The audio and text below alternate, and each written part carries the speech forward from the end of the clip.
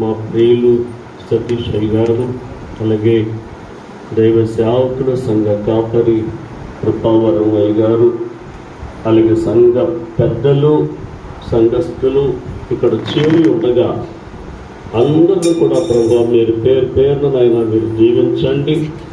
రావాల్సినటువంటి వారిని ఇంకా త్వరగా తోడుకొని రండి.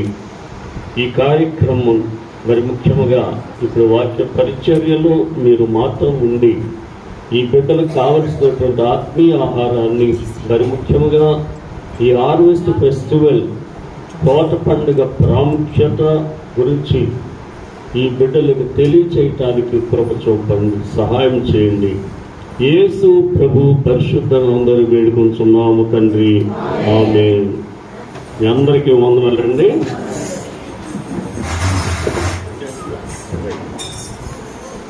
ప్రియమైనటువంటి దేవుని బిడ్డలారా,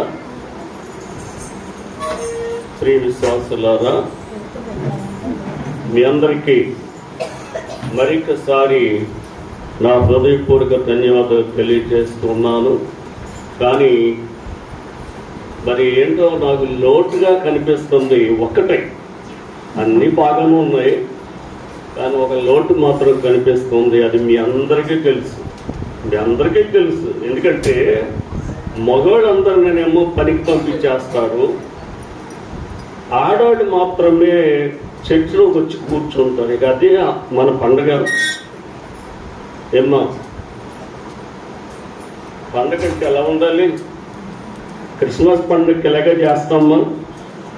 చక్కగా ఆ చిన్నపిల్లల మొదలు పెద్దవాళ్ళ వరకు కూడా అందరూ బట్టలు కొనుక్కోవటం, లేకపోతే పప్పులు వండుకోవటం, ఇక సంతోషంగా ఆ రోజంతా కూడా ఎంతో సంతోషంగా గడుపుతారు. ఎవరు పనికి వెళ్ళరు. కానీ మరి మనం ఈ హార్వెస్ట్ ఫెస్టివల్లో ఇందాక నుంచి నేను అదే గమనిస్తూ ఉన్నా. ఇంకా మగవాళ్ళు వస్తారేమో అని. ఇక్కడ మీ దగ్గరే కాదు, ఇప్పటికి నేను 180 చర్చెస్లో ప్రసంగం చేశాను. అయితే వెళ్ళిన చర్చికి వెళ్ళకోకుండా, వెళ్ళిన చర్చికి 10 సార్లు వెళ్ళినా 20 సార్లు చెల్లుండొచ్చు, అవి లెక్కలో కాదు. ఇవాళ మీ చర్చికి వచ్చాను, ఒకసారి వచ్చాను మీ చర్చికి. కానీ అప్పుడు బాలసుందరం గారు ప్రసంగం చేస్తున్నారు. నేను రావటం లేట్ అయింది, వచ్చి ఆ చివరిలో కూర్చుని ఇక ఆయన కూడా కనపడకుండానే వెళ్ళిపోయా. చర్చిలో చెప్పాను, అయ్యా మీ చర్చికి వచ్చారు, కానీ మిమ్మల్ని పలకరిస్తానికి మీరు మంచి ప్రసంగంలో ఉన్నారు అని చెప్పాను. మళ్ళీ మీరు నన్ను చూసి ప్రసంగం చేయండి అని చెప్పి అన్నా, లేకపోతే ఈ సంఘం ఇబ్బంది పడతారు కదా, మేము డిస్టర్బ్ చేయకూడదని నేను వచ్చేసాను అని చెప్పాను. కానీ నేను వెళ్ళిన చర్చి ప్రతి చోట ఎక్కువ స్త్రీలే కనిపిస్తూ ఉంటారు. మన చర్చే కాదు, ఏ చర్చికి వెళ్ళినా సరే ఇదే పరిస్థితి. మీరు అది మార్చుకోవాలి. రేపు దేవుని యొక్క రాకడ వచ్చినప్పుడు మరి మీరేమో రెక్కలకు చాపుకుని ఆకాశంలోకి, మధ్యాకాశంలోకి ఎగిరిపోతా ఉంటే, మీతో ఇంతకాలం కాపురం చేసినటువంటి మీ యజమానులు అలాగే ఆగిపోయి, కింద ఆగిపోయి, అయ్యో మా ఆవిడ వెళ్ళిపోతుంది, అయ్యో ఏంటి నన్ను తీసుకెళ్ళవే అని అరిస్తే ఏమన్నా ప్రయోజనం ఉంటుందా? ఏమీ ఉండదు. అది ఇప్పుడు మాత్రమే. మనకి భూమి మీద మనము బ్రతికినంత కాలంలోనే మనము జాగ్రత్త పడాలి. అందరి దేవుళ్ళకి మన దేవుడికి చాలా తేడా ఉంది. మన దేవుడు మరలా రెండోసారి వచ్చే దేవుడు. మరి మిగిలినటువంటి వాళ్ళు వస్తారో చేస్తారో ఇక నాకు తెలియదు, కానీ ఇక వాటి గురించి మనకు అనవసరం. కానీ మరి మనందరూ సిద్ధపడాలి. చూడండి, ద్వితీయోపదేశకాండము ఇప్పుడు చదువుకున్నాం కదా, 26వ అధ్యాయము 11వ వచనం ఒక్కసారి ఎవరైనా స్పీడ్గా.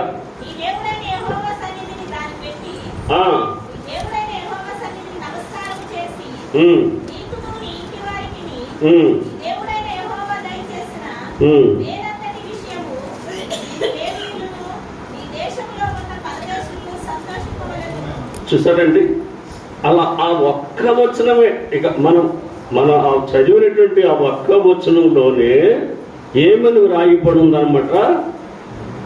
నీవును చదువు, మళ్ళీ చదువమ్మా. నీవును లేవీయులను నీ దేశంలో ఉన్న పరదేశీయులను ఏం చేయాలి? సంతోషపడాలి. ఎందుకంటే అక్కడ వాక్యంలో ఏమి రాయబడి ఉందంటే, మీకు పంట ఇచ్చేటువంటిది ఆయనే, వర్షం కురిపించేది ఆయనే, ఆ నేలను తడిపి ఆ నేలను సస్యశ్యామలంగా చేసేది మన ప్రభు అయినటువంటి దేవుడు. అటువంటి దేవుడి గురించి మనం ఈరోజు సంతోషించటానికి, ఆరాధించటానికి, ముఖ్యంగా మరి మీరు ఇక్కడ వచ్చినటువంటి మీరు, ఇక రానివాడి సంగతి పక్కన పెడదాం. మీరు ఈ పోయిన హార్వెస్ట్ ఫెస్టివల్ నుంచి, పోయిన సంవత్సరం కోత పండుగ నుంచి ఇప్పటి వరకు మీకు చేసినటువంటి మీ దేవుడు మీకు చేసిన మేళ్ళు ఎన్నున్నాయో అది మీరు ఒక్కసారి ఎప్పటికి తెచ్చుకోవాలి. మీ పట్ల చేసినటువంటి మేలు ఒక్కొక్కడికి ఉంటాయి. దేవుడు మేలు చేయకుండా మనం ఇక్కడికి రాము. దేవుడు మేలు చేశాడు. కొంతమంది దురదృష్టంలో అదృష్టవంతులు లేరు ఇప్పుడు మన మధ్యలో. కానీ మరి మనం మేలు అనిపించినటువంటి వారు ఏం చేయాలి? కృతజ్ఞత కలిగి, ఎవరైనా ఒక కలెక్టర్ కానీ, ఎవరో ఒక ఎమ్మెల్యే కానీ మనకి ఏదైనా కొంచెం ఏ ఉద్యోగానికో లేకపోతే ఏ లోన్కో కొంచెం సహాయం చేస్తే వాటి దగ్గరికి వెళ్ళి 100 సార్లు దండం పెడతాం. అయ్యా వందలనండి, 100 కనపడ్డప్పుడల్లా ఇదే పని ఇలా పెట్టుకుంటూ తిరుగుతాం కదా. మరి ఒక్క చిన్న విషయం చేస్తేనే మనం అంత కృతజ్ఞత కలిగి ఉంటామే. మరి మన దేవుడు మన పట్ల చేసినటువంటిది ఇన్ని సంవత్సరాలు, ఇప్పుడు నా వయసు ఎంత? 75 సంవత్సరాలు, 75 జరుగుతున్నాయి నాకు ఇప్పుడు. మరి ఇన్ని సంవత్సరాలు బట్టి దేవుడు నన్ను అనేక రోగాల నుంచి, కష్టాల నుంచి, ఇరుకు నుంచి, ఇబ్బందుల నుంచి, శ్రమలో నుంచి మరి నన్ను తప్పించి ఇంకా సజీవంగా ఉన్నటువంటి దేవుడికి నేను ఎంత కృతజ్ఞత కలిగి ఉండాలి? అవునా కదా? మరి మీరు కూడా అంతే. మరి మీ కుటుంబంలో మీ పిల్లలు, మీ భర్త, భార్య, మీ కుటుంబం, లేకపోతే మీ రక్త సంబంధికులు, వారందరూ ఎన్ని మేలులు అనిపించారో ఈ సంవత్సరం, దాన్ని బట్టి మీరేం చేయాలి? కృతజ్ఞత కలిగి జీవించాలి. కృతజ్ఞత కలిగి జీవించాలి. ఆ కృతజ్ఞత మనం ఏం చేస్తామంటే ప్రార్థన, మోకాళ్ళేసి ప్రార్థన చేసి ఆమేన్ అయిపోయింది, ఇక నా పని, నేను కృతజ్ఞత తెలియజేసేసాను దేవుడికి. ఇదా కృతజ్ఞత అంటే? అది కాదు. ఇంకా కొంచెం ముందుకెళ్ళాక అప్పుడు నేను చెప్తాను మీకు. చూడండి, లోకాసు వార్త 21వ అధ్యాయము 1 నుంచి మొదటి 1 నుంచి చదువమ్మా. 4 వచనాలు. ప్రతి చోట నీ సాక్షిగా ప్రభువా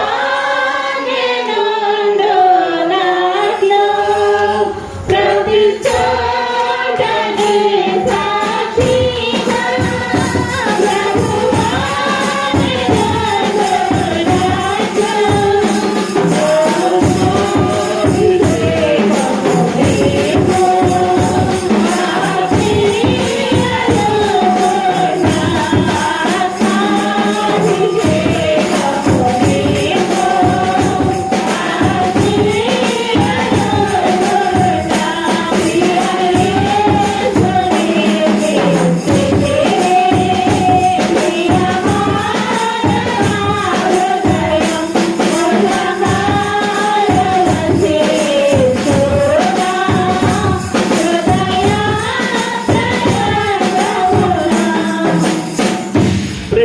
దేవుని బిడ్డలారా, లోకాసు వార్త 21వ అధ్యాయము 1 నుంచి చదవండి. అందరూ జాగ్రత్తగా వినండి. మీ అందరూ చదివేటప్పుడు మైక్ దగ్గర పెట్టుకోమ్మా. ఒక స్మౌత్ మీ ఆయనకి ఇవ్వండి, మీకు వినపడేటట్టు అందరికి చదవండి. కానుక పెట్టెలో తమ కానుకలను వేయించిన ధనవంతులను ఆయన పారచూచెను. ఎవరు ఇక్కడ పారచూసింది అంటే యేసు ప్రభు అక్కడ ఉన్నారు, ఆ చర్చిలో ఉన్నారు. అక్కడ ఒక ధనవంతులు కానుకలు తీసుకొచ్చి ఆ పెట్టెలో వేస్తున్నారు. పేదవాళ్ళు అయినటువంటి వారు కూడా ఆ కానుక పెట్టెలో చందా వేస్తున్నారు. అయితే యేసు ప్రభు ఇది గమనిస్తూ ఉన్నారు, అక్కడ కూర్చుని గమనిస్తూ ఉన్నారు. అయితే సాధారణంగా మనం వేసే కానుకలు ఆ పెట్టెలో వేసేటప్పుడు ఎంత వేసామో ఎవడో చూస్తున్నారా? చూడరు. ఆఖరికి మన క్రైస్ట్ చర్చ్ సిఎస్ఐ చర్చ్లో కూడా మన ఆ మధ్యలో రూపాయి బిళ్ళలు, అదే చిల్లర డబ్బులు, అంత పెద్ద చర్చిలో సుమారు 2000-3000 మంది జనం వచ్చేటువంటి చర్చిలో రూపాయి బిళ్ళలు లేకపోతే ఈ 5 రూపాయల బిళ్ళ వేసి టిక్ మనిపించి ఉంటే తీరా లెక్క పెడతా ఉంటే చిల్లర డబ్బులు కూడా దొరుకుతున్నాయి.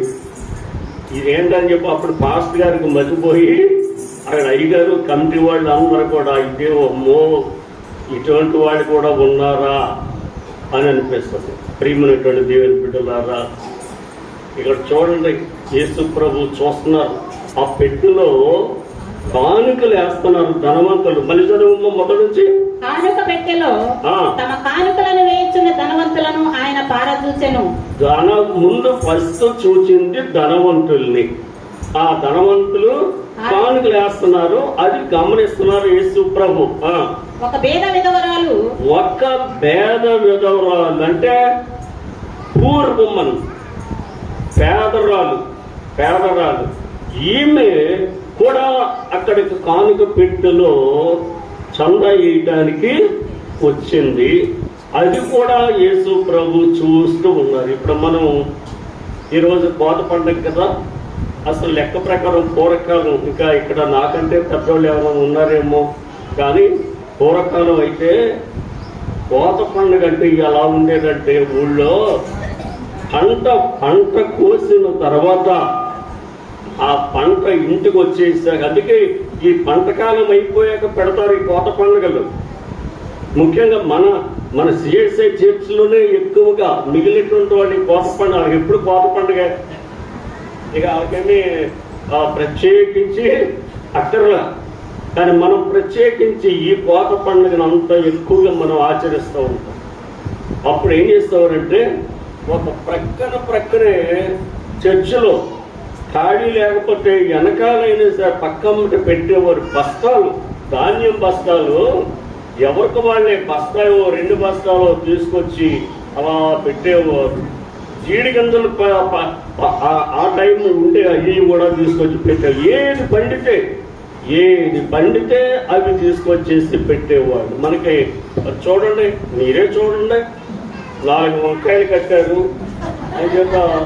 అదేనా అక్కడేదో కొంచెం కట్టారు, అట్రాక్షన్ ఏదో కనపడటానికి, అందంగా కనపడటానికి కట్టారు. అది అందుకని అంతకంటే కోత పండుగ మనం హృదయపూర్వకంగా ఇచ్చేటువంటి పండుగ అనేటువంటి అభిప్రాయంతో కాదు.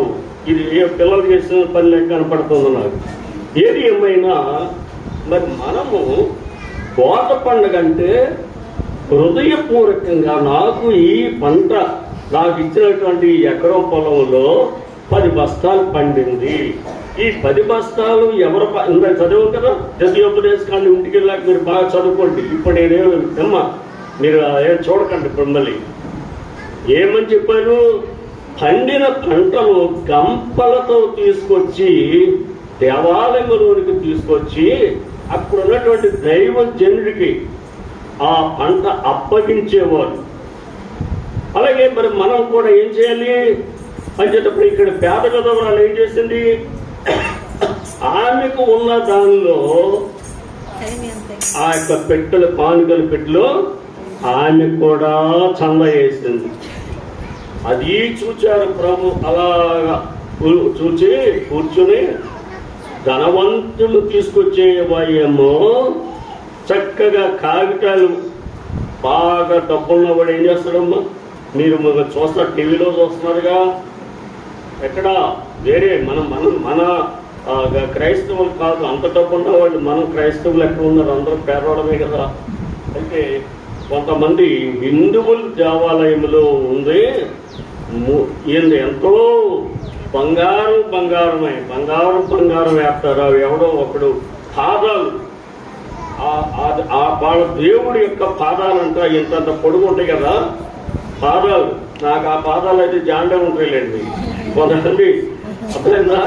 మరి వాళ్ళ పాదాలు వాళ్ళు ఎలా చూస్తారు, ఎప్పుడు చూస్తారో నాకు తెలియదు. కానీ వాడు ఒక్కొక్కటి ఇంత మూడు పాదాలు, బంగారపు పాదాలు తయారు చేసుకుని ఆ పెట్లో, ఆ కాంతుల పెట్లో వేసేసాడు. అటువంటి ధనవంతులు ఉన్నారు. పోనీ అంతవరకు లేకపోతే మరి మనం దాంట్లో కొంచెమైనా ఉండాలి కదా. మనల్ని మాత్రం తక్కువ చేశాడా ఈనాడు దేవుడు? మనల్ని కూడా దీవిస్తూనే ఉన్నాడు కదా. ఇప్పుడు అన్ని కుటుంబాలలో కూడా చక్కగా అందరూ బాగున్నారు. దేవుడికి స్తోత్రం.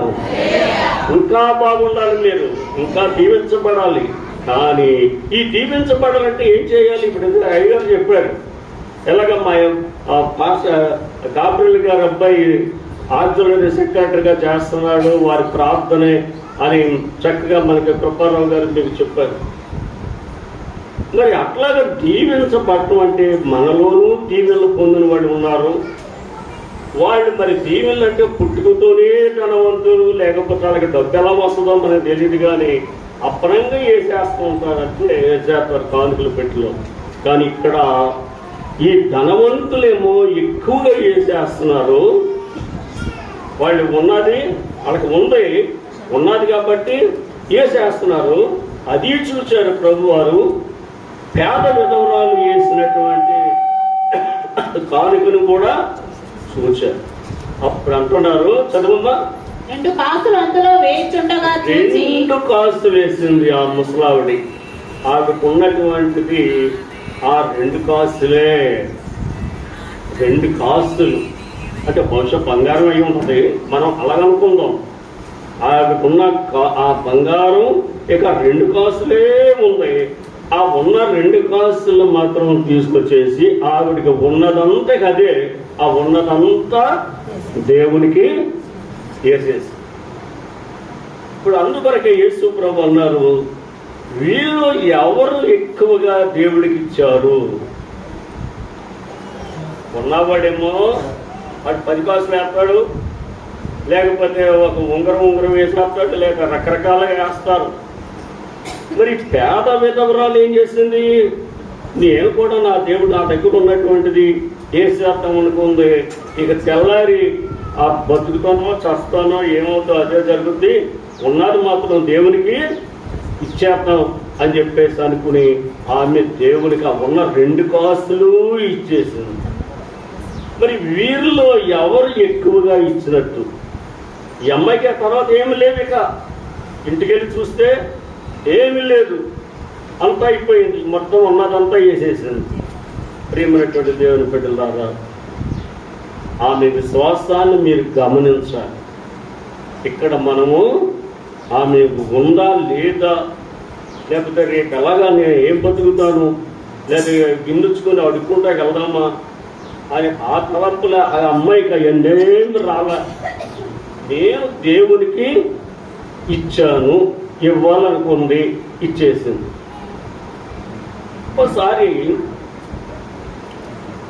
ఒక ముసలావిడ, పేద ముసలావిడి ఇల్లు కొంచెం ఆ ఊరికి దూరంగా, ఈ చర్చికి దూరంగా ఉంది. ఇంతలో ప్రతి ఆదివారం కూడా ఆవిడ ఏం చేస్తుందంటే ఈ చర్చికి వస్తుంది. చర్చ్ అయ్యే వరకు ఉంటుంది. మరలా ఆ పాస్టర్ గారు ఏమన్నా ఒక ముద్ద పెడితే తింటాం, మళ్ళీ వెళ్ళిపోయి ఆ గుడిసెలోనే పడుకుంటుంది. ఇంతలో ఆమెకున్న ఆస్తి ఏంట్రా అంటే, ఆమెకున్నటువంటి ఆస్తి ఏంటి? దాని మీద ఆ గుడిసె మీద ఉన్నటువంటి తాటాకులను కొంచెం నీడ వచ్చేటువంటి అలా ఆ గుడిసెలు, ఇక పడుకోవటానికి ఏమో కుక్క మంచం ఒకటి అది ఎప్పుడో మంచం బాగా చీకుపోయి ఓ పక్క నుంచి కింద పడిపోయే పరిస్థితి అన్నమాట. తర్వాత ఏమన్నా పట్ల ఏమైనా ఉంటే ఒకటో రెండో ఇయే ఇక ఆడుకున్న ఆస్తి. ఇంతలో ఏమైందంటే చర్చి దగ్గరికి ప్రార్థనకు వెళ్ళిపోయింది. మంచి విశ్వాసరాలు. ప్రార్థనకు వెళ్ళేటప్పటికి మరి ఆ ఇల్లు ఎలా తగలబడిందో కానీ నిప్పు అంటుకుంది. ఆ ఇల్లు కాలిపోతుంది. అప్పుడు ఈ చూచేటువంటి పిల్లలు, అక్కడ ఉన్నటువంటి వాడు, అరే మా అమ్మ ఇల్లు అదే కాలిపోతుంది అని చెప్పేసి అని వాళ్ళు ఏదో సాయశక్తిలో దాన్ని ఆ మంటలో ఆరిపేయడానికి ప్రయత్నం చేసి ఒకళ్ళు ఇద్దరు పరిగెట్టుకెళ్ళి, అమ్మ మా అమ్మ నీ ఇల్లు కాలిపోయిందమ్మా, మేమేమో కొన్ని గుడ్లు వాయి తీసి పెట్టాము కానీ మొత్తం మీద కాలిపోయింది అని చెప్పి వీళ్ళు వెళ్ళి ఇల్లు మా అమ్మ మీ ఇల్లు కాలిపోయిందంటే ఆ ముసలమ్మడు అంటది, దేవుడికి స్తోత్రం, హల్లెలూయా. అదేంటి మా అమ్మ ఇల్లు కాలిపోయిందని మేం చెప్తామంటే నువ్వు ఏడవలసిన దానికి బదులు నువ్వు దేవుడికి స్తోత్రం చెప్తున్నావు ఏంటి అంటే, ఇల్లు కాలిపోయింది, ఇక నేను ఆ ఇంటికి వెళ్ళవలసిన పని లేదు. ఈ మైదూరం రోజు నేను పాస్ గారి ఇంటికి నడిచి వెళ్తాం ఈ బాధ తప్పింది. అది ఈ చర్చిలోనే ఎక్కడో పక్కన మూలనే పడుకుంటాను ఒక 4 రోజులు. ఆ తర్వాత నా జీవం వెళ్ళేపోతే కనుక నాకు దేవుడు ఎంత మేలు చేశాడు బాబు. చూసారా, అట్లా ఉంటారు కొంతమంది. మనమేమో ఎంతసేపు అంటే మనం అంటే మరి మీ అందరు కలిసి మీ అందరూ మంచిగానే కనపడుతున్నారు నాకు. మళ్ళీ మిమ్మల్ని ఎవరు నట్టలేదు నేను అని మీరు మంచోళ్ళే. కానీ కొందరు ఏం చేస్తారు, ఎప్పుడూ సంపాదించి ఎదటోడిని మోసం చేస్తాము, కష్టపడతాము, ఏదో రకంగా సంపాదించుకోవటంలో తప్పు లేదు. కానీ ఎట్లా సంపాదించాలి? ధర్మ సంపాదన కావాలి. ఇప్పుడు కూలికి వెళ్తున్నారండి, కూలికి వెళ్తుంటే వాడు 1 గంట కన్నా 700 రూపాయలు ఇస్తానంటాడు. అది తప్పులేదు. లేదు సాయంత్రం వరకు చేయరపై 1000 రూపాయలు ఇస్తాను అంటాడు. అది తప్పులేదు. ఒళ్ళు ఉంచుకుని కష్టపడి పని చేస్తున్నాం కదా, అదేమో దొంగతనం అవ్వదు. కానీ కొందరు అలా కాదు, ఎదట వాళ్ళని మాటల్లో పెట్టి ఎలాగో లేక వాళ్ళ దగ్గర ఉన్నటువంటివి లాక్కోవటానికి ప్రయత్నం చేయాలి. ఇది ఎక్కువ మంది ఆడపిల్లలు చేస్తున్నారు. రోజు టీవీలో అవే పట్టుకోవటం, వాళ్ళ మీద ఏమో ముసుకేయటం, మళ్ళీ వాళ్ళకి ముసుగులు ఉట్టి పట్టుకున్నాక మళ్ళీ అందరూ ఎలాగో దొంగే.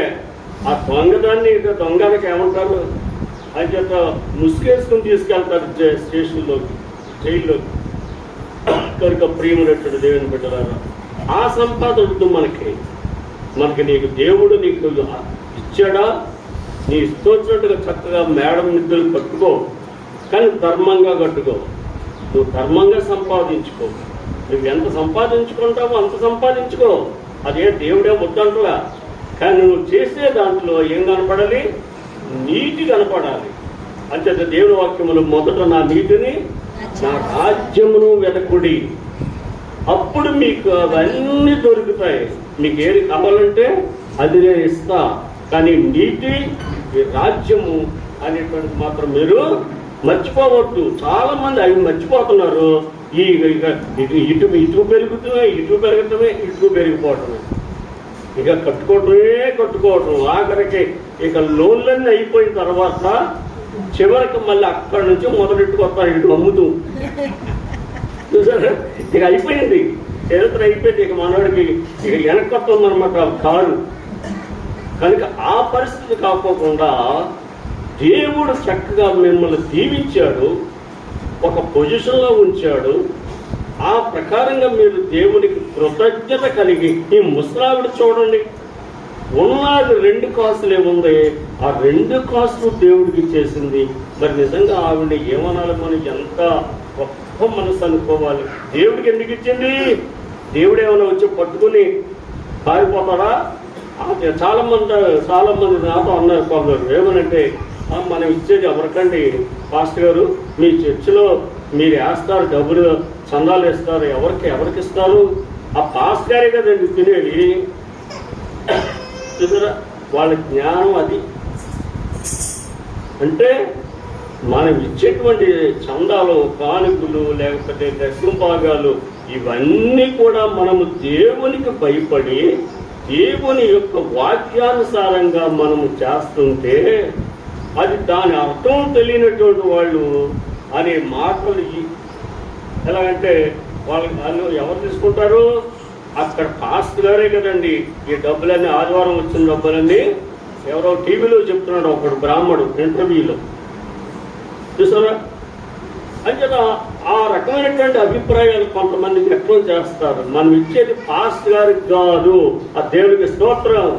మీ అందరూ గుర్తుపెట్టుకోండి, మనం ఇచ్చేది దైవ సేవకుడికి ఇవ్వట్లా. మనం ఇచ్చేటువంటిది చర్చ్ డెవలప్మెంట్ కొరకు, లేకపోతే దైవ సేవకులు అక్కడక్కడ ఉన్నటువంటి ట్రైనింగ్ అయ్యేటువంటి సేవకుల కొరకు, వారి యొక్క హాస్టల్ ఖర్చుల కొరకు వీళ్ళన్నిటిని ఉపయోగిస్తారు. అందుకని ఇక్కడ స్థానిక సంఘ కాపరి మాత్రం అందులో డబ్బులు తీసుకుని తినేరు. ఈ పాయింట్ మీరు కూడా చెప్పాలి. ఎవరైనా అటువంటి పిచ్చి పరిస్థితులు అడిగితే, మేము పాస్టర్ గారికి కాదురా బాబు, నీళ్ళక కొబ్బరికాయ తీసుకొచ్చి డామును కుట్టి ఏంటి అందులో చెప్పని ఇప్పుడు ఆ రకమైనటువంటి భక్తి కాదు మాది. అంచేత మేము దేవుడు వాక్యములో ఉండే దశమ భాగాలు దేవునికి ఇవ్వాలి, ప్రథమ ఫలాలు దేవునికి ఇవ్వాలి. ఇవన్నీ దేవుని వాక్యానుసారంగా మనం ప్రవర్తిస్తున్నాము. కనుక ఈ ముసలావిడ మరి ఆవిడ వయసు ఎంత? 97 పైన ఉంటుంది. మరి ఆవిడకు ఉన్నటువంటి 2 కాసుల బంగారం కూడా తీసుకొచ్చి చర్చిలో అక్కడ కానుకేసేసిందంటే మరి ఆమె యొక్క విశ్వాసం ఎంత బలమైన విశ్వాసమో మీరు అర్థం చేసుకోండి. ఒకసారి సరే ఈ పెట్ట కథలన్నీ చెప్పుకుంటాం కాదు, కానీ నా విషయమే ఒక మాట చెప్పాలి. సమూయేలు గ్రంథము మొదటి సమూయేలు గ్రంథము మొదటి అధ్యాయం చదవమ్మా.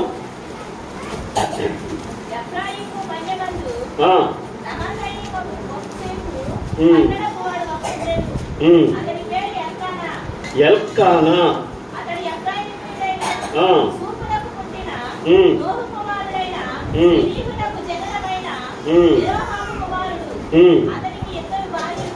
ఈ ఎల్కానా అనేటువంటి అతనికి 2 భార్యలు. అసలు బహుభార్యత్వం అనేటువంటిది అది క్రీస్తుకు పూర్వం చరిత్ర నేను చెప్పేది. క్రీస్తు శకము నుంచి మాత్రం యేసు ప్రభు పుట్టినప్పటి నుంచి ఈ బహుభార్యత్వం అనేటువంటిది లేదు. ఎవడిస్తున్నటువంటి వాడు 10 మందిని 5 ఇద్దరిని 3 పెళ్లి చేసుకోవటం అనేటువంటిది లేదు. అది క్రైస్తవుల్లో లేదు బైబిల్ ప్రకారంగా. అంతకు ముందైతే ఆ కాలంలో అపోస్తలుడైన పౌలు గారు చెప్తాడు, ఆయన ఆ ధర్మశాస్త్ర కాలంలో దేవుడు చూడనట్లుగా విడిచిపెట్టేశాడు. కనుక చాలా మంది అవి ఎత్తుకొస్తారు. ఆ కాలంలో దావీదుకి ఎంతమంది భార్యలు, సొలొమోనుకి ఎంతమంది భార్యలు, అదంతా మరి అది మీ అందరూ క్రైస్తవులే కదండి అంటారు. అది ఇది క్రైస్తవ్యం కాదు. క్రైస్తవ్యం ఎప్పటి నుంచి? యేసు ప్రభు ఈ లోకానికి వచ్చినప్పటి నుంచి ఈ క్రైస్తవ్యం మనకు అబ్బింది. ఆయన నేర్పినటువంటిది కేవలము అసలు ఆయన పెళ్ళే చేసుకోలేదు, కానీ ఆయన ఒకే భార్య ఉండాలి. చాలా మంది హింసించారు ఈ ధర్మశాస్త్రోపదేశకులు, పరిసయ్యులు, శాస్త్రులు, సద్దూకయ్యులు. వీళ్ళు యేసు ప్రభుని ఎన్నో ప్రశ్నలు వేశారు ఈ భార్యల గురించి. మోషే ధర్మశాస్త్రంలో మళ్ళీ మనం పాయింట్ ఇంకో దాంట్లోకి వెళ్ళిపోతాను, అంటే దాన్ని కట్ చేసేస్తున్నాను నేను. అయ్యదా యేసు ప్రభు చెప్పినటువంటిది ఏంటంటే ఒకే భార్య. కానీ ఇక్కడ ఎల్కానాకి 2 భార్యలు ఉన్నారు. అయితే ఎప్పుడు వాళ్ళు 2 భార్యలు? యేసు ప్రభు రాకముందు సమూయేలు గ్రంథము, అప్పుడు చరిత్ర అది. మీరు లోకా సువార్త, మత్తయి సువార్త వచ్చినప్పటి నుంచే యేసు ప్రభు వచ్చింది. అప్పటి నుంచి మాత్రమే ఇక ఎవరు కూడా అలా ఇంకొక రెండో భార్యని చేసుకోవడానికి వీల్లేదు. కనుక ఇక్కడ ఈ ఎల్కానాకి ఇద్దరు భార్యలు ఉన్నారు. ఒక అమ్మాయి పేరేమో అన్నా, ఇంకొక అమ్మాయి పేరు పెనిన్నా. వీళ్ళు ఇద్దరు భార్యలను ఈ అన్నకేమో పిల్లలు లేరు, పెనిన్నకేమో పిల్లలు ఉన్నారు. అయితే సరే, ఇక మీకు ఎక్కువ మంది స్త్రీలకు తెలిసే ఉంటుంది. ఈ వాళ్ళిద్దరిని ఏమంటారో నాకు తెలియదు, కానీ వాళ్ళిద్దరిని ఏమంటారు, సరే ఏదో అంటారు, అది మీకు ఇష్టం వచ్చింది అనుకోండి. కానీ వాళ్ళిద్దరూ ఒకళ్ళకి ఒకళ్ళు సవతులు. ఈ సవతులు అంచేత ఈ నా భార్య, నా భర్తనే నువ్వు తీసుకెళ్తున్నావు, నా దగ్గర రాకుండా అని ఇలా పిచ్చి పిచ్చిగా దెబ్బలాటం మొదలెట్టారు. ఈ దెబ్బలాటం రాను ఏమైపోయినాయి అంటే, ఈ అన్న ఆ యొక్క చర్చిలోకి వచ్చేసి దేవుని యొక్క సముఖంలో ఏడుస్తుంది. చూడమ్మా, 10వ వచనం అనుకుంటాను, 1:10.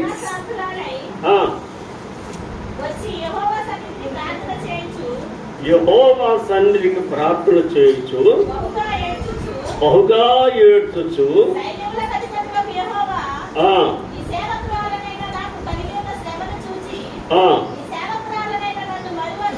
నన్ను మరువక జ్ఞాపకము చేసుకొని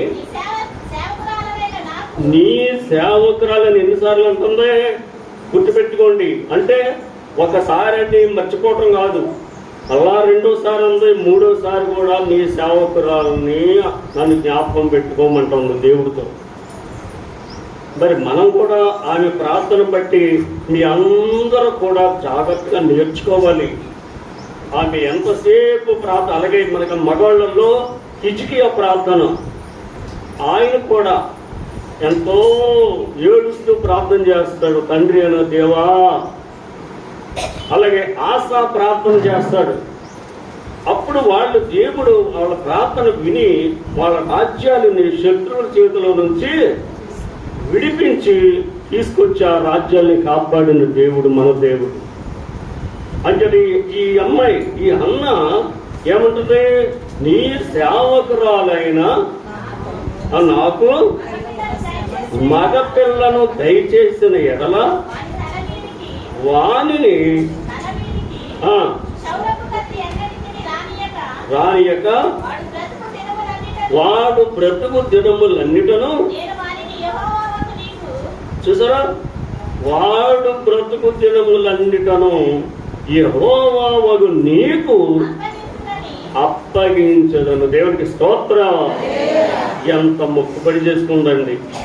ఎందుకు అంత బాధ ఎలా వచ్చిందా మీకు? పక్కనే ఉన్న ఆవిడకేమో పిల్లలు పుట్టేశారు. ఆవిడనేమో అబ్బో మహాతల్లి, పిల్లలు లోకంలో వచ్చేయండి బూతులే, లేదంటే ఆవిడ మాత్రం పిల్లలు ఉన్నారు. ఇక ఆ పిల్లలు లేని వాళ్ళు మనుషులు కాదు. అంటే ఆ అమ్మాయిని ఎలా చూస్తుంది? ఒక హీనంగా చూస్తుంది. మనం ఇప్పటికీ కూడా ఆ పిల్లలు లేని వాళ్ళు ఎవరైనా ఎదురొచ్చారంటే, కాకి ఎదురొచ్చి, కొంతమంది కాకి ఎదురొచ్చే చాలు మళ్ళీ వెంటనే వాళ్ళ ఇంట్లోకి వచ్చేస్తారు.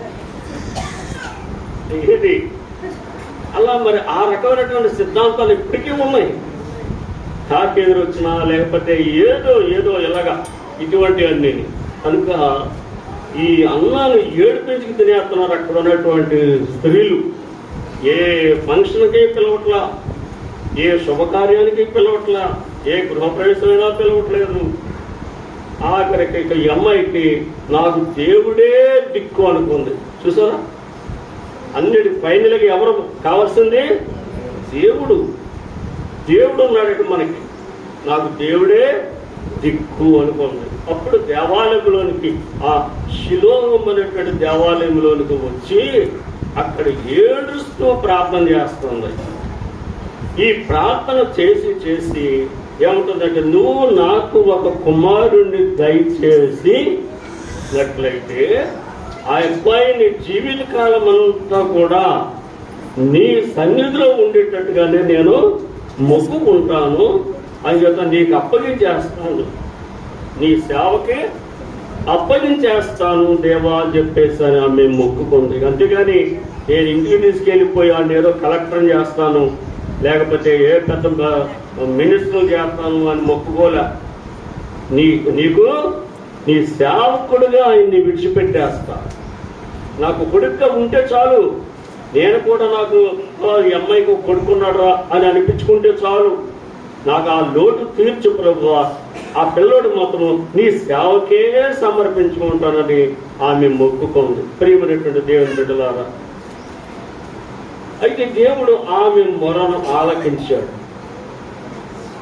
సరి అయినటువంటి ప్రార్థన అయితే ఆలకిస్తాడు. ఆమె సరి అయిన ప్రార్థన, ఆమెకు నిజంగా అవసరం. పిల్లలు లేకపోయేటప్పటికల్లా ఆమె పడే కష్టం చాలా ఎక్కువ. నలుగురితో అవమానపడిపోతుంది, ఎవరింటికి పిలవట్లేదు, ఆఖరికి ఎందుకు వచ్చిన బతికేది నాకు అనుకుంది. అయినా సరే దేవుడిని మాత్రం విడిచిపెట్టాలా. చాలా మంది ఏం చేస్తారు, ఇసుకుపోయి వాళ్ళ ప్రాణాలను తీసేసుకుంటారు, పాడు చేసుకుంటారు, కుటుంబాలు నాశనం చేస్తారు. వెనకాల ఆ భర్త ఉన్నాడు, పిల్లలు ఉన్నారు, వీళ్ళు ఏమైపోతారో చూడరు, వెళ్ళిపోయి నుయ్యో చూసుకుంటాం, అంతే అయిపోయింది, నా చరిత్ర అయిపోయింది. ఏంటో దానివల్ల కలిసి వచ్చేది ఏమీ లేదు, ఏమీ సాధించలేదు. అటువంటి పిచ్చి పనుల వల్ల ఏం సాధిస్తారో ఏముండదు. ఏదో ఆ కాసేపు కోపానికి తట్టుకోలేక ఆ పని చేసేస్తూ ఉంటారు. ప్రియమైనటువంటి దేవుని సంగమం, ఈ అమ్మాయి అలా చేయలే, చక్కగా ఆలోచించింది. నాకు దేవుడు ఉన్నాడు, యెహోవా తండ్రి, ఆయన్నే అడుగుతానేమో అనుకుంది. ఆయన దగ్గరికి వచ్చింది, ప్రార్థన చేసింది. నాకు నువ్వు ఒక పిల్లోడిని ఇచ్చినట్లయితే ఆ పిల్లోడిని జీవితకాలం అంతా నీ సేవకే విడిచిపెట్టేస్తానయ్యా అని చెప్పేసి అని కోరుకుంది. ఆ ప్రార్థన దేవుడు ఆలకించాడు. ఆమెకు గర్భం తెరిచాడు, ఆమెకు ఒక కుమారుణ్ణి అనుగ్రహించాడు. ఆ కుమారుడి ఇశ్రాయేలీయులకి నా ప్రవక్త సమూయేలు ప్రవక్త. ఆయన ఎంత ఎదిగాడంటే ఆఖరికి ఇశ్రాయేలీయులకి ఒక గొప్ప న్యాయాధిపతిగా వచ్చాడు ఆయన. ఆ తర్వాత ఆయన కూడా కత్తి పట్టుకుని యుద్ధం చేసినటువంటి పరిస్థితులు కూడా ఉన్నాయి. ఇశ్రాయేలీయులందరినీ ఏకతాటిగా నడిపించినటువంటి ప్రవక్త, దేవుని సేవకుడు, దేవునితో డైరెక్ట్ గా మాట్లాడి మనుషులకి దేవునికి మధ్యవర్తిగా కూడా ఆయన ఉన్నటువంటి గొప్ప దైవజనుడు. అటువంటి దైవజనుడు మరి ఆ అమ్మాయి పిల్లలు ఉన్నారు. ఏది అసమానం వచ్చి వాటిని చెప్పిన అసమానం దెబ్బలాడే మనిషి ఉంది, ఆడపిల్లలు ఉన్నారు. వాళ్ళు ఎందుకు వాళ్ళ పేర్లు ఎక్కడ ఉన్నాయా బైబిల్ ఎక్కడన్నా వాళ్ళకి 4-3 పిల్లలు, కానీ ఎక్కడ ఆ పిల్లల పేర్లే లేవండి. ఎందుకంటే ఆ తల్లి మంచిదా? తల్లి మంచిదైతే పిల్లలు మంచోళ్ళు అవుతారు. మరి మీ అందరూ మంచోళ్ళే, మీ పిల్లల్ని జాగ్రత్తగా పెంచుకోండి. అదనంగా మీ పిల్లల్ని 10 మందిలో గౌరవంగా ఉండేటట్టు చదివించండి, పెంచుకోండి. అన్ని అలవాట్లు, ఎక్కడ చెత్త అలవాట్లు అనేవి లేకోకుండా ప్రతి ఆదివారం క్రమంగా దేవాలయంలోకి వస్తే దేవుడు మిమ్మల్ని అందరినీ దీవిస్తాడు. దేవుడికి స్తోత్రాలు. అందుకని సంవత్సరానికి పండగ ఒకసారి పాస్టర్ గారు వస్తారు, పాస్టర్ గారు వచ్చినప్పుడు ఒప్పలే నేను అని చెప్పేసి అని అనుకోకూడదు. అయితే ఈ కథ నేను ఇక్కడ ఎందుకు చెప్పానంటే, సమూయేలు ప్రవక్త కథ. మాకు కూడా వరుసగా 3 ఆడపిల్లలు, మాకు 3 ఆడపిల్లలు అయితే మా తమ్ముడికి ఏమో వరుసగా 2 మగపిల్లలు. అప్పుడు అందరూ అనేవారు, మా చుట్టాల్లో వాళ్ళు అందరూ, ఒరే గాబ్రియేలుకి మగపిల్లలు పుట్టరు, వాడి వంశం పోయింది, ఆ జతం పోయింది, వాళ్ళ తమ్ముడికి అయితే 2 మగపిల్లలు ఉన్నారు అని చెప్పేస్తాను అని కొంచెం మమ్మల్ని ఇన్సల్ట్గానే తక్కువగానే మాట్లాడుతుండేవారు. అప్పుడు మేమేం చేసామంటే సమూయేలు ప్రవక్త జన్మని ఆ అధ్యాయం అంతా జాగ్రత్తగా నేను మరి అప్పటికే అంతకు ముందు నుంచే వాక్యం ప్రసంగాలు చేస్తున్నాను కదా అని చెప్పి దేవుని సన్నిధిలోనే మనం మొరపెట్టడం అని చెప్పేసి అని మేము అప్పుడు జంగులలో ఉన్నాం, ఉద్యోగం నాకు అక్కడ దగ్గరలో. అప్పుడు అక్కడ నుంచి ఇటువంటి దైవ సేవకుల్ని పిలిపించి ఉపవాసాలు ప్రతి శనివారం ఉపవాసం ఉండి అదే మేము దేవుని దగ్గర మొరపెట్టుకుని ఈసారి మాకు ఒక మగ పిల్లోడిని ఇస్తే ఆ పిల్లోడిని మీ సేవకే అంకితం చేసేస్తాం ప్రభువా, ఎంతో చదివించినా సరే అని చెప్పేసి అని ఆ రకంగా మేము మొక్కుబడి చేసుకుంటే ఆ మగపిల్లోడు పుట్టాడు. ఆ దేవుడికి స్తోత్రం. ఆ పిల్లవాడిని ఇప్పుడు ఇందాక మన అయ్యగారు కృపారావు గారు చెప్పారు కదా మీకు అని చెప్పినప్పుడు ఆ అబ్బాయిని ఆఖరికి ఇతర దేశాల్లోకి కూడా చదువుకోవడానికి వెళ్ళాడు. మన సిఎస్ఐలో బిషప్ దేవాసరావు తండ్రి గారు ఆయన కూడా ఎంతో హెల్ప్ చేశారు. దినము కూడా ఆ అబ్బాయి యొక్క ఎదుగుదల మన చర్చిలో సిఎస్ఐ చర్చిలో దేవుని సేవలు ఎదుగుతూ ఉన్నాడు. ఇప్పుడు మన యొక్క రాష్ట్రానికి ఆక్సిలరీ సెక్రటరీగా ఉన్నాడు. మరి మేము ఇక అబ్బాయిని దేవుని సేవ కొరకే విడిచిపెట్టాం. అయితే నాతో పాటే చోడవరంలో ఒక అమ్మాయి వాళ్ళు భార్యాభర్తలు మాకు మగపిల్లడు పుడితే దేవుని సేవకు ఇచ్చేస్తామని చెప్పి మొక్కుకుని అయినాక ఆవిడ మొక్కుంది. ఓహో ఇలాగ అక్కడక్కడ మొత్తం మీద దేవుని సేవకి ఇచ్చే వాళ్ళు తయారవుతున్నారు అని చెప్పేసి అని నేను చాలా సంతోషపడ్డాను. మాట విన్నాక వాళ్ళకి మగపిల్లడు పుట్టాడు. ఆ పిల్లడు పేకం వరకు చదువుకున్నాడు, పేకం. అయితే నేను అంటే మా అత్తోరిది అనంతపల్లి, వీళ్ళదేమో చోడవరం. ఈ కథ నేను చెప్పే కథ. ఆ రోడ్డు మీదకి నేను ఎందుకో మెయిన్ రోడ్డు మీదకి వచ్చానండి. వచ్చేప్పటికల్లా జనం ఈ అచ్చనపాలె వైపుకి నల్లజర్ల వైపుకి పరుగుల మీద మనుషులు, ఆటో వాళ్ళు, వాళ్ళు అందరూ కూడా వెళుతున్నారు. ఏంటప్పా ఏం జరుగుతుంది, ఏంటో జనం అందరూ వెళ్ళిపోతున్నారు అనుకుంటూ నేను కూడా కొంత లెక్క వెళ్ళి చూస్తే అక్కడ ఆ ఇల్లు చూచి వచ్చేటువంటి వాళ్ళు అందులో తల్లి కూడా వెళ్తుంది, వెళ్ళి ఏడ్చుకుంటా వెళ్తుంది. ఆవిడ ఏడుపులో ఏముంటుందంటే మీ జాతకం వినాలి. ఆ ఏడుతూ అంటుంది, నేను దేవుడికి ఆడు పుట్టక ముందు దేవుడు మగపిల్లడు పుడితే దేవునికి సేవకి ఇచ్చేస్తానని మొక్కున్నాను. కానీ నేను కక్కుర్తిపడి నల్లజర్లలో ఉద్యోగం ఏదో ఉందంట, వెళ్ళమని చెప్పేసి సర్టిఫికెట్లు పుచ్చుకొని వెళ్ళమని చెప్పాను.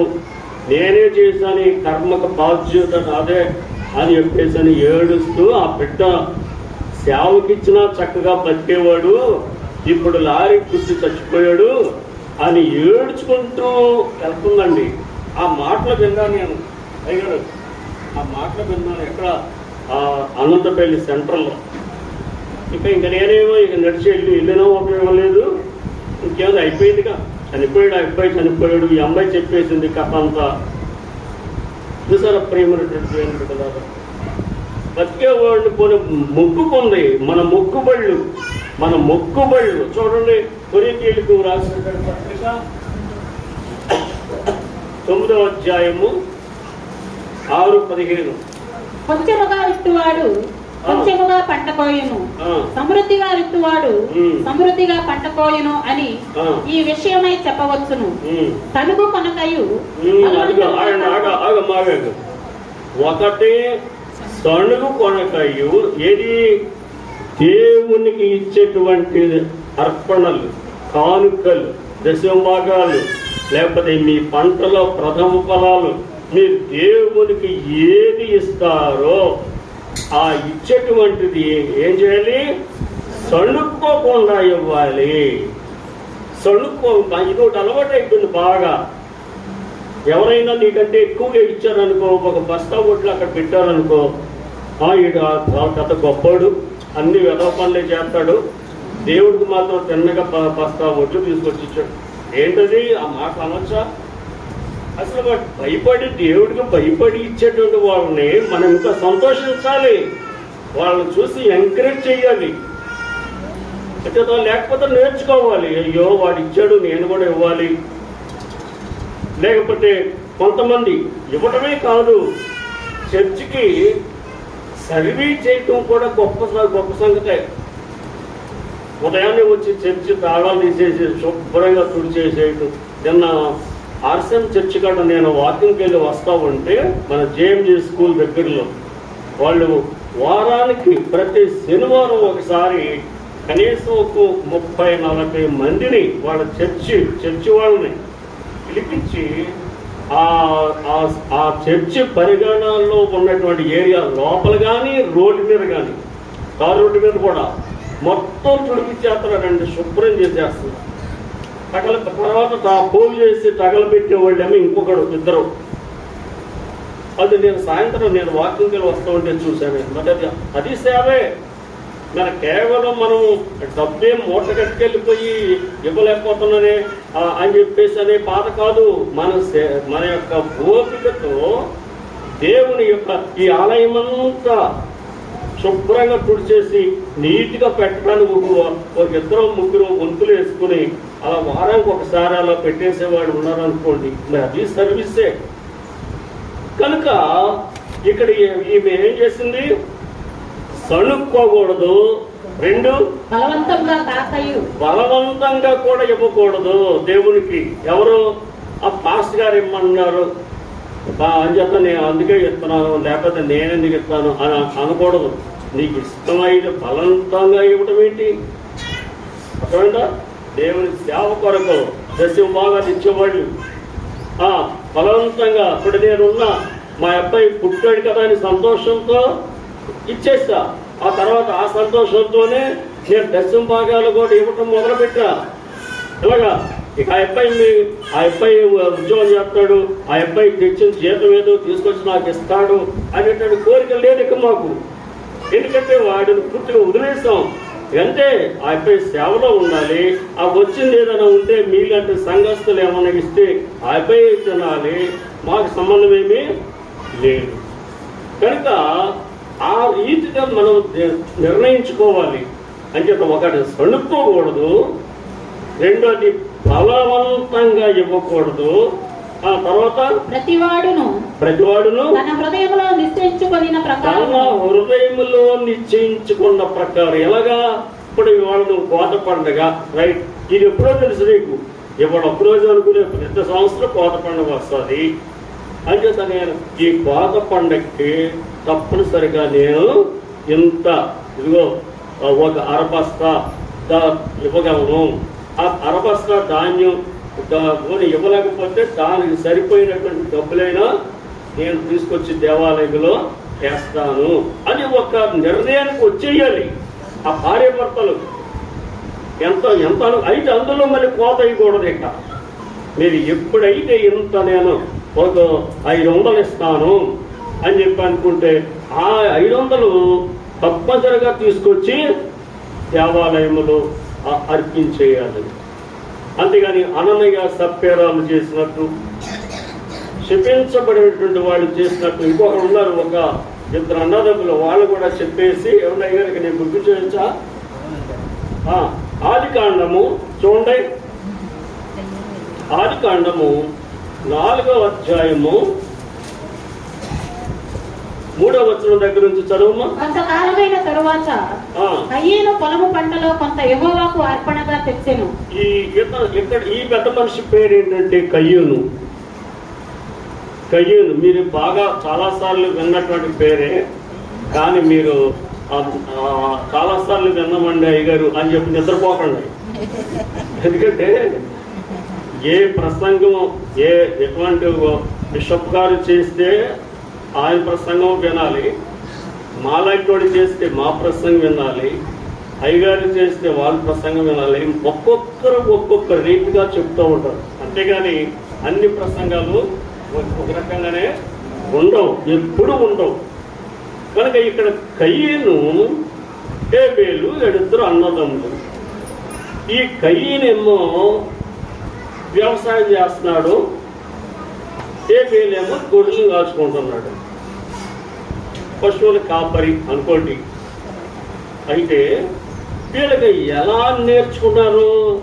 వాళ్ళ తల్లిదండ్రులు, బహుశా వాళ్ళ నాన్నగారు ఆదాము దేవునికి అర్పణ ఇవ్వటం ఇవన్నీ కూడా ఆదాము చేసుకుంటాడు. అది కొడుకులు చూసుకుంటారు, చూశారు కాబట్టి వీళ్ళు నేర్చుకున్నారు. అంతవరకు బాగానే ఉంది, అర్థమైందా?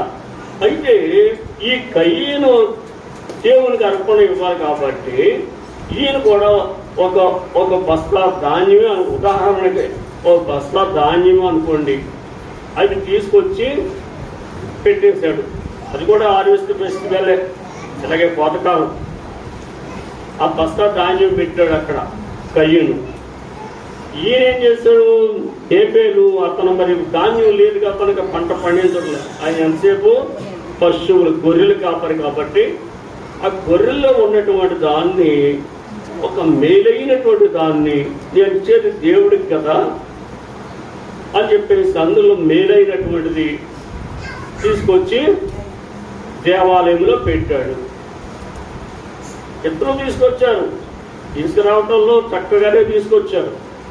కానీ దేవుడు ఏం చేశాడంటే కయ్యను పెట్టినటువంటి ఆ యొక్క అర్పణను తిరస్కరించేశాడు. ఆయన తీసుకొచ్చినటువంటి ధాన్యాన్ని వద్దు, నీ అర్పణ నువ్వే తీసుకోవాలన్నాడు. హృదయ రహస్యాలు ఎరిగినటువంటి దేవుడు, అది గుర్తుపెట్టుకోండి. హృదయ రహస్యాలు తెలిసినటువంటి దేవుడు ఎవరై అంటే ఒక్క యేసు ప్రభు, మన దేవుడే. నువ్వేమనుకుంటున్నావో, ఏం చేస్తావో నీ నోట్లో నుంచి రాకముందే ఆయనకి తెలుసు. అయితే ఇంకా పై కీర్తన గ్రంథంలోకి వెళ్ళినట్లయితే అసలు నువ్వు పుట్టక మునిపే నేను నీ తల్లి గర్భంలో ఉన్నప్పుడే నిన్ను ఎరుగుదను అంటే నీ రూపింపబడక మునిపే. అది ఎంత విచిత్రం అంటే, నువ్వు రూపింపబడక మునిపే నేను ఎరుగుదను అంటున్నాడు మన దేవుడు. అంటే ఇప్పుడు మనందరి గురించి తెలుసు, నేను ఎలా ప్రవర్తిస్తున్నానో, నా జీవితం ఏంటో, ఇప్పటి వరకు నేను ఎలా చేశానో ఇవన్నీ కూడా. అలాగే మీరు కూడా, మీ గురించి కూడా, అది మీకు తెలియనటువంటివి దేవుడికి తెలుసు. నా గురించి నాకు తెలియనటువంటివి దేవుడికి తెలుసు. ఈ కయ్యను మరి అర్పణ ఎందుకు తిరస్కరించాడు దేవుడు? ఎందుకు తిరస్కరించాడంటే, నా ఉద్దేశం చెప్తున్నాను నేను, అక్కడెక్కడ బైబిల్లో రాసి లేదు.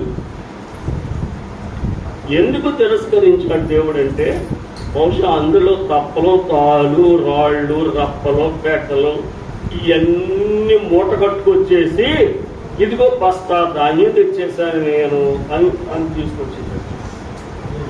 దాంట్లో ఉన్నవన్నీ చూసారండి. అంచేటప్పుడు దేవుడు మనం ఇచ్చేది ఎవరికి భోజనం పెడుతున్నాం.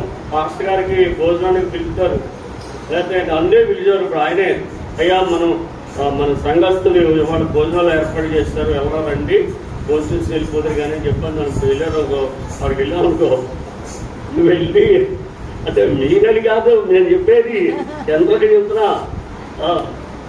అంచేటప్పుడు అక్కడికి వెళ్ళి తీరా భోజనానికి వెళ్ళాక ఏంటంటే, అయ్యో అలా మిమ్మల్ని రమ్మంటే మళ్ళీ ఈయన వెనకాల పెట్టుకొచ్చారు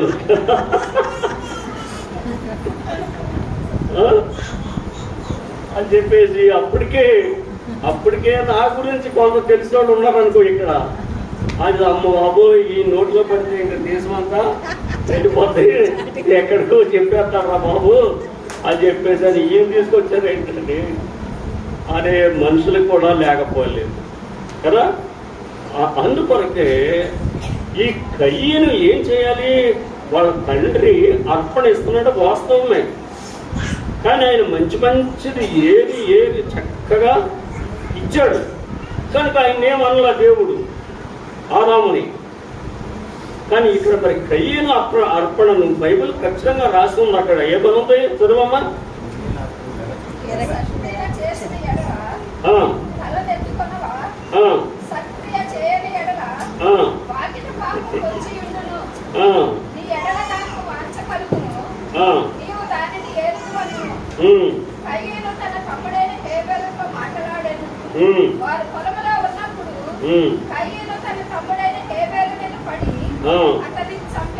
అది వచ్చేసానంటే దేవుడేమో తిరస్కరించేస్తాడు. ఇతను హేబేలు కయ్యని యొక్క అర్పణ వద్దు, నీ అర్పణ వద్దు, నీ వడ్లు వద్దు, నీ ధాన్యం వద్దు నాకు అన్నాడు.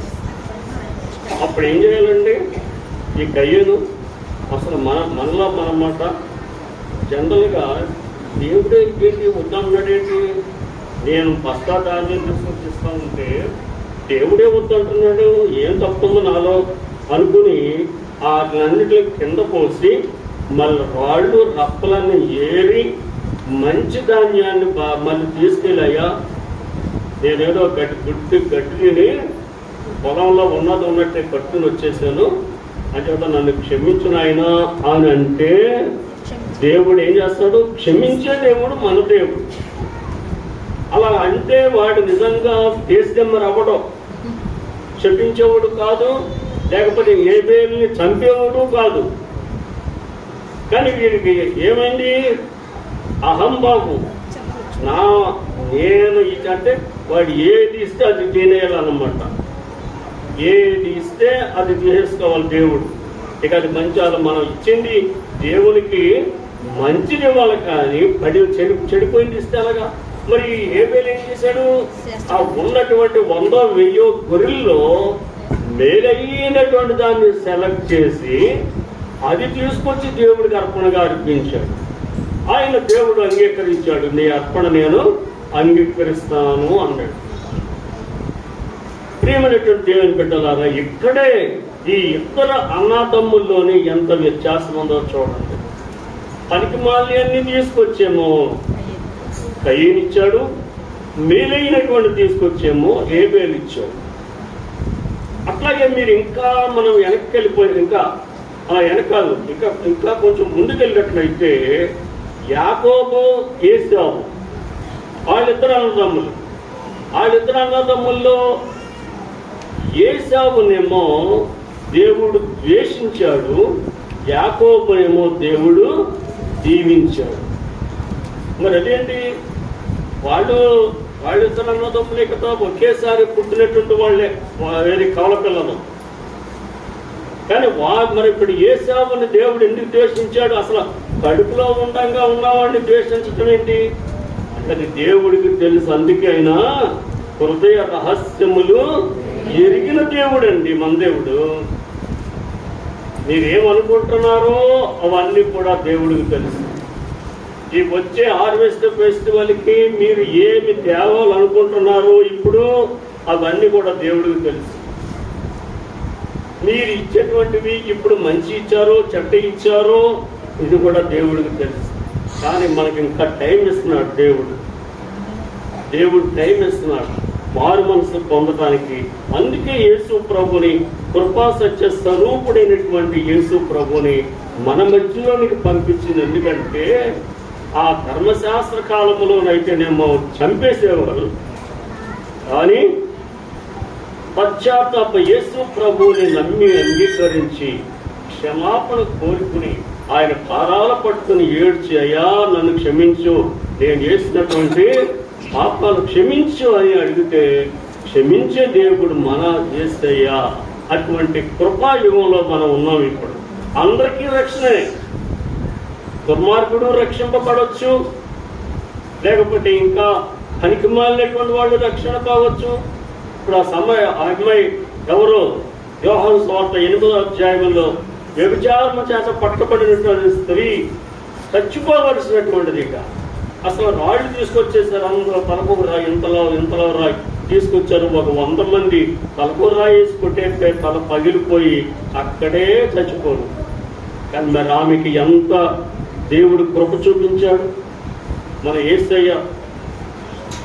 మీలో పాపము లేని వాడు ఎవడైతే ఉంటే వాడు ముందు రాయండి అన్నాడు.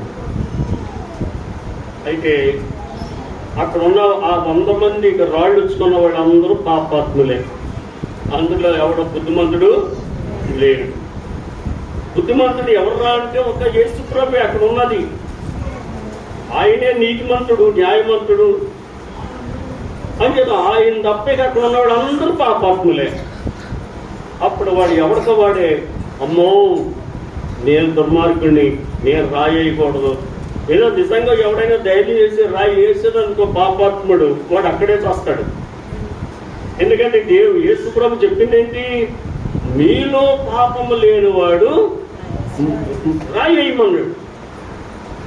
పాపాలన్నీ పెట్టుకుని, ఒంటి నిండా పాపాలు పెట్టుకుని, మైండ్ అంతా పొల్యూట్ అయిపోయి ఉన్నవాడు మరి రాయేసి కొడితే దేవుడు ఊరుకుంటాడా? ఆయన అక్కడికక్కడే అయిపోతాడు.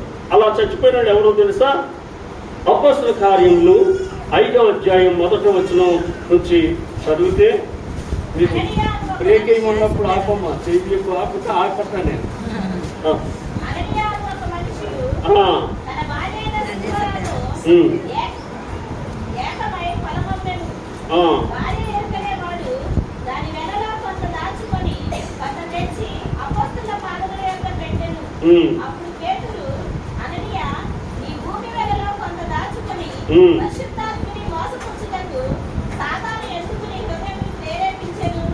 చాలు చాలు చూసారా, ఇక్కడ అపోస్తల కార్యముల్లో 5వ అధ్యాయంలో 2 భార్యాభర్తలు ఉన్నారు.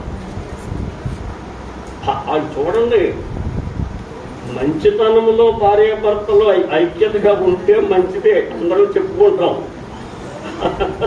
కానీ వీళ్ళు ఎటువంటి భార్యాభర్తలు? పాపంలో కూడా, అబద్ధంలో కూడా ఇద్దరు కలిసిపోయారండి. సాధారణంగా భార్యాభర్తలు కలవరు. నీ చావు నువ్వు చావు, నేను మాత్రం నీతో చావను అని అంటుంది. కానీ ఏం చేశాడు? అననయ్య పొలం అమ్ముకున్నాడు, ఇంత డబ్బు వచ్చింది, అది మూట కట్టాడు. దానిలో మరి ఏం చేశాడో ఏంటో తెలియదు, కానీ ఆ డబ్బు తీసుకెళ్ళి ఫాస్ట్ గారు, ఇప్పుడు సతీష్ గారు ఉన్నారు కదా మనకి సంఘానికి కాపరి, అర్థమైందా, ఆయన దగ్గర పెట్టారు. పేతురు గారు అక్కడ ఉన్నటువంటిది ఆ సంఘంలో సంఘ కాపరి ఎవరో పేతురు గారు, అపోస్తలుడు పేతురు. ఆ పేతురు గారు ఆ రోజుల ఆచారం అది, ఆది అపోస్తలుల కాలం అంటారు దాన్ని. యేసు ప్రభు ఆరోహణం అయిపోయాక శిష్యులు ఆయా ప్రాంతాలకు వెళ్ళి సంఘాలు కట్టారు. ఆ కట్టినటువంటి వాటిలో అపోస్తలుడు పేతురు గారు ఒక సంఘం కట్టారు. ఆ సంఘంలో ఆయన ఫాస్ట్ గారు అన్నమాట, సంఘ కాపరి. ఆయన ఏమని పెట్టాడు రూల్ అంటే, మీ పొలాలు కానీ, ఇళ్ళు కానీ, ఆవులు కానీ, దోళ్ళు కానీ ఏది అమ్మినా సరే ఆ డబ్బు తీసుకొచ్చి ఇక్కడ చర్చిలోకి పెట్టండి. నేను ప్రార్థన చేసి దానిలో 10వ భాగాలు మాత్రమే తీసుకుని మిగిలినటువంటి 100 రూపాయలు అనుకోండి తెచ్చింది, 10 రూపాయలు తీసుకుని మిగతా 90 రూపాయలు మళ్ళీ మీకే ఇచ్చేస్తా, మీరే చక్కగా ఖర్చు పెట్టుకోవచ్చు. ఈ ఆచారం పెట్టాడు అక్కడ ఆయన. అందరూ తెచ్చేస్తున్నారు, అందరూ పొలాలు అమ్మినట్టుగా డబ్బు తీసుకొచ్చేస్తున్నారు. తర్వాత ఆవులు అమ్మినా, గేదెలు అమ్మినా, ఇళ్ళు అమ్మినా అలా తీసుకొస్తున్నారు. అందరూ కూడా ఈయన ప్రార్థన చేసి దీవించి ఆ 10వ భాగాలు మాత్రమే తీసుకుని మిగతాది మీరు ఖర్చు పెట్టుకొని నేను ఇచ్చేస్తాను. అయితే ఈ అననీయ ఎంతలా కట్ట తెచ్చాడు, తీసుకొచ్చి అక్కడ పెట్టేశాడు పేతురు గారి దగ్గర. అప్పుడు పేతురు గారు ఎటువంటి వ్యక్తి? పరిశుద్ధాత్మ చేత నింపబడినటువంటి పేతురు ఆయన. ఎవరు ఏ సంఘంలో ఏ పొరపాటు చేసినా తెలుసుకోగలిగిన శక్తి ఆయనకి ఉంది. కనుక అననయ్య, నీ పొలాన్ని ఎంతకే అమ్మావా అని అడిగాడు ఆయన పేతురు గారు. చూడండి, బాగా అర్థం చేసుకోండి, ఎంత అవకాశం ఇస్తున్నాడో చూడండి పేతురు గారు. అననయ్య, నీ పొలాన్ని ఎంతకే అమ్మావా అన్నాడు. అప్పుడు ఈయన ఏం చేయాలండి? బుర్ర తక్కువడు కాకపోతే ఏం చేశాడు? అవునండి నేను ఎంతగా అమ్మాను అని చెప్పేసి అని తలపిరిసిగా మాట్లాడాడు. అయితే నువ్వు మనుషులతో కాదు అబద్ధం చెప్పేది, పరిశుద్ధాత్మతోనూ దేవునితో అబద్ధం ఆడుతున్నావు. ఆయనకి కోపం వచ్చేసింది. లేకపోతే అయ్యా నేను చూసుకోలేదండి, ఒకవేళ నా భార్య ఏమన్నా ఆ మోటార్ ఓపెన్ చేసి 10 పరకో తీసుకుందేమో, మరి నాకు తెలియదండి, ఒకసారి నేను చూసుకుని నేను ఇస్తానండి అయ్యగారు, నాకు ఒక ఛాన్స్ ఇవ్వండి అని అంటే బతికేవాడే. మరి ఇతను అరగంటలా అవునండి నేను ఎందుకే అమ్మాను అని అన్నాడు. అనేటప్పటికి అప్పుడు నువ్వేం చేసావు? పరిశుద్ధాత్మతోనూ దేవునితోనూ అబద్ధం ఆడావు అని అన్నాడు. అలా నోటమ్మట మాట వచ్చిందో లేదు, అంతేగాని నువ్వు చావు అని అనలా, చావు అనలేదు, బతుకు అనలేదు. నువ్వు దేవునితోనూ పరిశుద్ధాత్మతోనూ అబద్ధం ఆడుతున్నావు అని అన్నాడు కోపంగా. అంతే. ఎంతమంది జనం చూస్తూ ఉండగా, అది 3000 మంది సంఘం, అప్పుడే కొత్తగా బాప్తిసం పొందారు. అక్కడే పడిపోయి చచ్చిపోయాడు. గిలగల కొట్టుకొని చచ్చిపోయాడు. ప్రియమైనటువంటి దేవుని బిడ్డలారా, చూడండి ఎంత ప్రాణాన్ని ఎంత తేలికొని ఈయనగా చనిపోయాడు భర్త. ఈ భార్య ఎక్కడికి పెత్తడానికి వెళ్ళిందో లేదు. ఎందుకే భర్త ఏమో డబ్బులు పుచ్చుకొని, ఎంత డబ్బులు కట్ట పుచ్చుకొని చర్చిలోకి వస్తే ఈ కోత పండక్కి భార్య భర్త ఇద్దరు కలిసి వచ్చి అయ్యా ఇటువంటి మా చందాలు అని చెప్పేసి అని ఇస్తే ఎంత దీవెనిగా ఉంటుందండి. అలా కాకుండా అననయ్య ఒక్కడే వచ్చాడు, ఆడైపోయింది. ఈసారి తీరిగ్గా వచ్చింది ఈ మహాతల్లి, ఎవరు? భార్య. మరి ఈ కొద్ది టైంలో ఆవిడేం పనికి వెళ్ళిపోయింది. అప్పుడే పెత్తనాలు, అన్ని పెత్తనాలే. లోతు భార్య ఏం చేసింది? లోతు భార్య వెనక్కి తిరిగి చూడకమ్మా అని దేవదూతలు చెప్తే ఆ మాట పట్టించుకోలే. మా ఊరిళ్ళందరూ ఏమైపోయారో, ఏంటి మా ఊరిళ్ళందరూ ఏమైపోయారో, అలా బతికారో చచ్చారో, అసలు ఏమైపోయారు అంటే ఈ దేవుడు దూత అబద్ధం చెప్పారేమోనని ఈ అమ్మాయి అనుమానం. అంచేత మీరు వెళ్ళిపోండి, ఊరు వదిలిపెట్టి నేను ఇక్కడ కాల్ చేస్తాను వీళ్ళందరినీ అంటే ఆ దేవదూతలు అబద్ధం ఆడినట్టు. అంచేత ఏం జరిగిందో చూద్దాం వెనక్కి తిరిగింది. అంతే. ఏమైపోయింది? ఉప్పు స్తంభం అయిపోయింది. చూసారా? అలాగా ఈ అమ్మాయి, ఈ అననయ్య భార్య సప్పేరా అప్పుడు వచ్చిందండి. ఈ కొంతమంది ఆ చర్చిలో ఉన్నటువంటి పెద్ద మనుషులు ఈ డెడ్ బాడీని చర్చిలో ఉంచకూడదు అని అప్పుడే ఏర్పాటు చేసేసారు, తీసుకెళ్లారు, సమాధి చేసేసి వచ్చి కాళ్ళు కడుక్కుంటున్నారు. ఆ టయానికి వచ్చింది. వచ్చేసి లోపలికి వచ్చేటప్పటికల్లా అప్పుడు మళ్ళీ పాస్టర్ గారు అడుగుతున్నారు ఎవరు సప్పారా అని. ఏమ్మా నీ పొలం ఎంతకు అమ్మావు అంటే మా ఆయన చెప్పలేదండి. చూసారా? మా ఆయన చెప్పలేదండి, అంతా ఆయనే పెత్తనం, నాదేం లేదు.